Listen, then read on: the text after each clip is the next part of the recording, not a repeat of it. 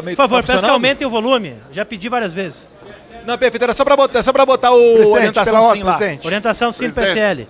Presidente, pela ordem. Como voto solidariedade? Senhor presidente, Presidente, queria- pela ordem.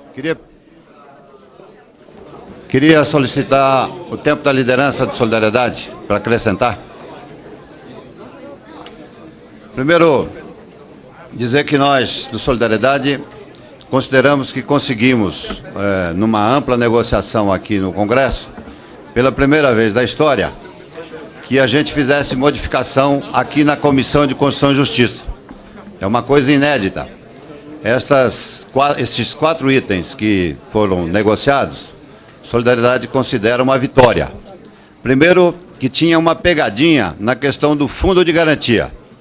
A ideia que o governo tinha era de baratear o custo do aposentado, não acrescentaram. Baratear o custo do aposentado para mais para frente inventar a carteira verde e amarela. E aí sim, obrigar as pessoas a serem contratadas sem nenhum direito.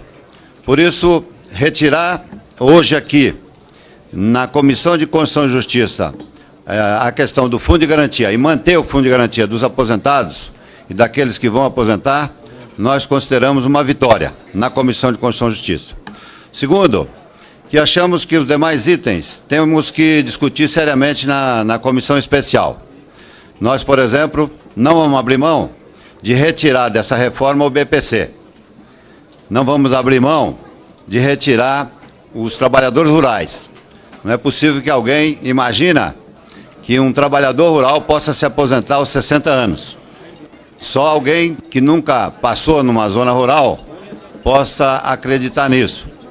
Além disso, nós também não concordamos, de jeito nenhum, que professoras e professores têm a mesma idade de 60 anos para se aposentar. Precisamos mexer nisso, porque em todas as regras o governo propõe uma diferença de 5 anos. Não sei por quê, para professoras e professores, manteve os 60 anos, velho. Além disso, nós queremos também retirar desta reforma a questão do abono. 23 milhões de pessoas pobres recebem um abono todos os anos. E retirar esse abono desses trabalhadores, para nós, é uma injustiça. Segundo, nós não aceitamos, de jeito nenhum, fazer reforma para os governadores e os prefeitos. Nós não vamos aceitar, de jeito nenhum, fazer esta reforma aqui em Brasília. Tem prefeitos e tem governadores fazendo campanha contra a reforma da Previdência. E por que que eu, ou meus pares, vai fazer, se sacrificar, ou se penalizar, ou se desgastar perante a opinião pública, e o governador está lá, na boa, falando mal da reforma. O governador que faça a reforma dele lá na Assembleia Legislativa. Nós não aceitaremos fazer reforma aqui para os estados e o município. Eu até tive a oportunidade de dizer isso ao presidente Bolsonaro a semana passada, semana atrasada. E ele disse que ele também é favorável de devolver para os governadores e os municípios essa questão. E nós achamos que não é possível. Tem governador fazendo campanha contra. O meu em São Paulo, por exemplo, está fazendo campanha para presidente da República. E eu vou lá votar aqui a Previdência em Brasília, contra o funcionário público, contra o Poder Judiciário, contra a polícia, contra os professores de São Paulo, e o governador fica lá na boa, e os deputados estaduais que façam a reforma. Portanto, nós não aceitaremos fazer a reforma dos estados aqui nessa reforma da Previdência. Nós exigimos, e nós estamos fazendo emenda para isso, para que a reforma dos estados e dos municípios sejam devolvidas para os estados e os municípios, os governadores e os prefeitos que façam a sua reforma. Nós temos que cuidar aqui da reforma do Brasil e não dos estados.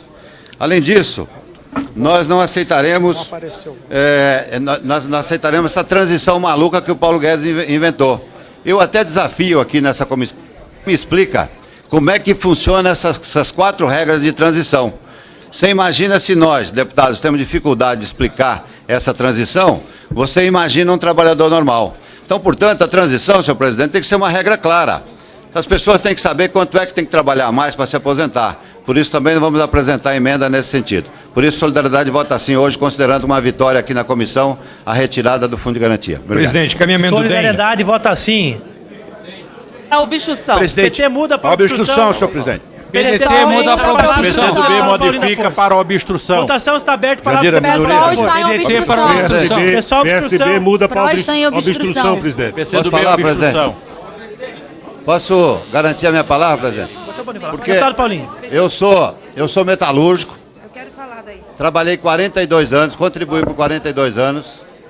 Não faço Presidente, parte da presidência presidente. da casa. Tenho aqui 12 anos como deputado federal. Prós muda para Quando eu obstrução, cheguei, presidente. quando eu cheguei aqui já não tinha mais a aposentadoria, a previdência dos deputados, teria que pagar o passado. Eu não sei quantos que os deputados que têm na previdência aqui, quanto que eles pagam, mas eu sei que pagam caro. 22% do salário, está aqui me confirmando. Eu me aposentei, eu sou aposentado, me aposentei com R$ 4.166. Então é injusto dizer que as aposentadorias dos políticos é de 15, de 20 mil reais, porque não é assim. Hoje, o deputado, para poder se aposentar aqui, ele tem que pagar uma grana razoável do passado.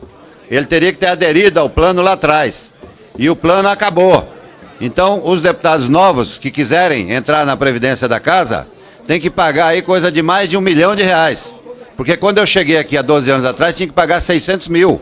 E eu, como não tinha esse dinheiro, não entrei. E aí, por isso que me aposentei com 4 mil e pouco. Então, eu acho, deputado, que é injusto você falar que deputados, que os políticos, né, se aposentaram com 20 mil reais. Eu não me aposentei, então eu quero a minha parte. Tá certo? Presidente. Presidente, Presidente.